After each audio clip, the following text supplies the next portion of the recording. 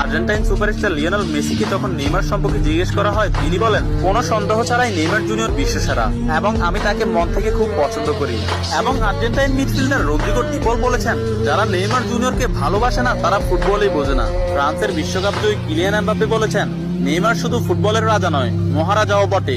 Argentine goalkeeper Emiliano Martinez বলেছেন, আমি Neymar জুনিয়রের অনেক বড় ভক্ত। আর্জেন্টাইন বিশ্বকাপ জয়ী তারকা ডিয়েগো ম্যারাডোনা বলেছেন, আগামী 10 বছরে 10 জন মেসি আসবে, কিন্তু আগামী 10,000 বছরেও একজন নেইমার আসবে না। পোল্যান্ড ও বার্সেলোনা স্ট্রাইকার রবার্ট লেভানডস্কি বলেছেন, নেইমারের মতো ফুটবলার জন্ম নিতে হলে আপনাকে 100 বছর অপেক্ষা করতে হবে। তাছাড়া ইংল্যান্ডের প্রিন্স ডেভিড বেকহাম বলেছেন, আজ পর্যন্ত এমন কোন ফুটবলার আমি দেখিনি যার ভেতর নেইমারের মতো ফুটবল আইকিউ আছে, এবং ফুটবলের ক্ষেত্রে কেউই নেইমারের লেভেলের নয়, সে দুর্দান্ত। এবং আর্জেন্টাইন বিশ্বকাপ জয়ী তারকা অ্যানহেল ডি মারিয়া বলেছেন, নেইমারের সাথে যে কোনো প্লেয়ারের তুলনা করা অপরাধ। ফ্রান্সের বিশ্বকাপ জয়ী তারকা কারিম বেনজেমা